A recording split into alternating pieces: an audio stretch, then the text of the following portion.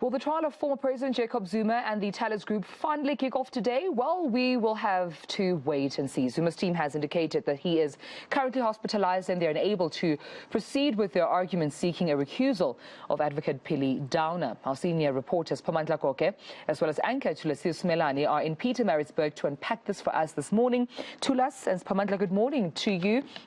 We understand that this, of course, we've seen rather the legal representation of the former president applying for that last-minute postponement. What does that mean, for this trial?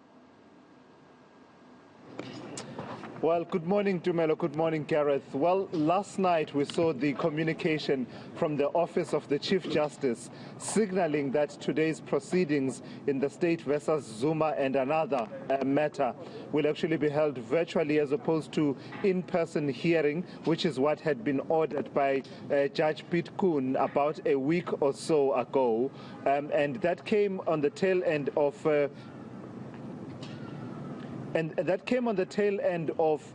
developments in the last few days that we saw, Gareth and Dumelo, of former President Jacob Zuma going to hospital for what was called routine checkups, but then staying in hospital since Friday last week, and indications are that he will not be able to attend in person. So there have been a number of developments in the last 24 hours around that particular matter between the NPA and Mr. Zuma's lawyers as well as correctional services. One, the confirmation by correctional services that indeed they are on standby to bring Mr. Zuma to court if they are so instructed, but also at the same time saying that he remains in hospital. Two, the National Prosecuting Authority confirming that there have been approaches between them and Mr. Zuma's defense team, which signal that today will more than likely be a substantive application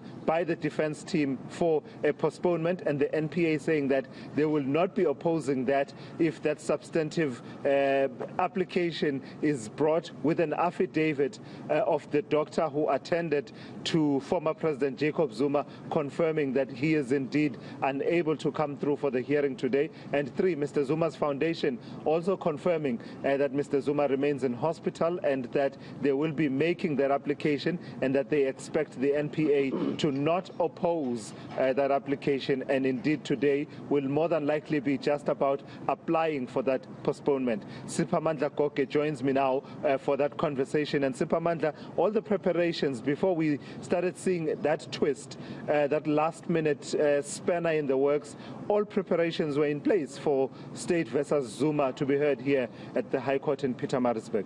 Indeed, and all parties were ready. Remember that the former president himself asked to be physically present in court. When we were here previously, there was that argument about proceedings being virtual. So today was meant to be the start of that application to have Phili Downer, who is the lead state prosecutor, recusing himself or being removed, according to former President Jacob Zuma. That's what he wants, that before we get underway with this trial, he wants the lead prosecutor to be removed, arguing that he doesn't have title to prosecute. We know that the NPA has disputed that. So all parties were ready. We were expecting the former president to be physically present in court, but of course he is unwell. He is still in hospital now. That has changed everything, but I can tell you that most of those plans, including the security plan, they remain in place here. We've seen a number of police vehicles here and also soldiers here. In fact, Siphamandla, that's the aspect that I want us to touch on before we hand back to our colleagues back in Joburg. The security situation in Pietermaritzburg. I was making the remark that you will need to go to places that have a peacekeeping force with SANDF component to see the kind of SANDF deployment that we are seeing. I was thinking you need to be in Goma to see, well, perhaps slightly below what you would see in towns like Goma in the DRC. Indeed, I can tell you that it's heightened security.